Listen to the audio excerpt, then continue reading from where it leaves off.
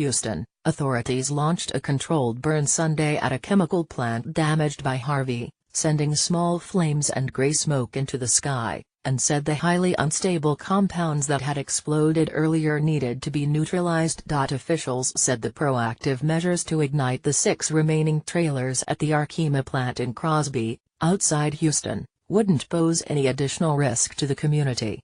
People living within a mile and a half of the site are still evacuated. Small flames burning in charred structures could be seen at the plant, with a limited amount of light gray smoke.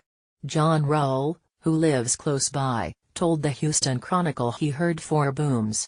He said the explosions were louder than one he heard Friday when 2 containers burned and that there was much more smoke. Sam Monin, a chemical safety expert at Texas A&M University, said the latest burn was emitting gray smoke, which indicated a more complete burn with fewer harmful chemicals remaining.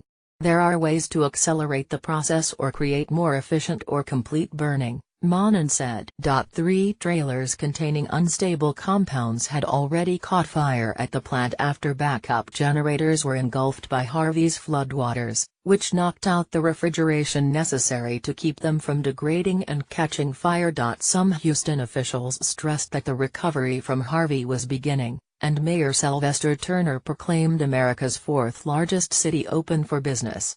But the on-the-ground reality varied by place. Advertising reinvented by Teeds. Advertising reinvented by Teeds. Utility crews went door-to-door shutting off power and warning those still in some waterlogged homes in western parts of the city that still more flooding could be heading their way, not from rain but from releases of water in overtaxed reservoirs. Thousands of Houston dwellings were under new, mandatory evacuation orders, though about 300 people were thought to be refusing to leave. Some homes in the area, which included brick 2-story and ranch homes with manicured lawns bordering Buffalo Bayou, remained evacuated, but people briefly returned Sunday to try to salvage valuables like family photos. I called 911 for 15 minutes, no one answered. My neighbor had a canoe and saved us, said Gaston Kirby, who evacuated August 27 with his 2 young children. When they left, he said, their home had about 2 inches of water and got another 2 feet from Harvey. But the reservoir releases added at least another 3 feet. Contradictions could be seen as well in some people taking a break from their cleanup efforts in the sweltering heat to worship on a national day of prayer, while others worried about thefts in storm-ravaged neighborhoods. Harvey slammed into Texas on August 25 as a Category 4 hurricane, but brought the worst flooding to Houston and other areas as a tropical storm. The rain totaled nearly 52 inches, 1.3 meters, in some spots, and the storm is blamed for at least 44 deaths. President Donald Trump has asked Congress for a $7.9 billion down payment toward Harvey relief and recovery efforts. Texas Governor Greg Abbott suggested the cost of recovery could be as much as $180 billion. Turner insisted, however, that much of the city was hoping to get back on track after Labor Day.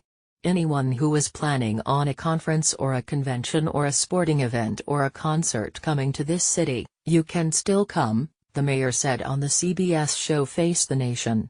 We can do multiple things at the same time. In the Southwest Bel Air neighborhood, police received reports of scavengers picking through water-damaged possessions and urged those cleaning up to keep anything left outside to dry closer to their homes and separate from what was considered a total loss. In the suburb of Dickinson, one homeowner used orange spray paint on a sheet of dirty plywood to warn, "Looters will be shot." Robert Lockie, a 48-year-old school district bus monitor, worked to clean up his flooded home in Spring, Texas, outside Houston, in the 94-degree heat. A pile of wooden doors lay in his yard next to ripped-out drywall. "They're sweating to death," Lockie said, looking at his neighbors and their similar piles of debris. Added his roommate, Elizabeth Hallman, "This definitely is not fun." Meanwhile, repairs continued on the water treatment plant in Beaumont, about 85 miles from Houston, which failed after the swollen Neches River inundated the main intake system and backup pumps halted. In the nearby town of Vidor, Pat Lawrence and her fiancé, Jim Frazier, hopped on a tractor, the only way they could make it to services at the Pine Forest Baptist Church. "You can't hardly comprehend all the water that's around," Lawrence said. "I've been in my house since last Saturday." Sunday was declared a day of prayer in Texas and across the nation. At St. Joseph Roman Catholic Church in the Gulf Coast city of Port Aransas, the clergy set out holy water and bug spray,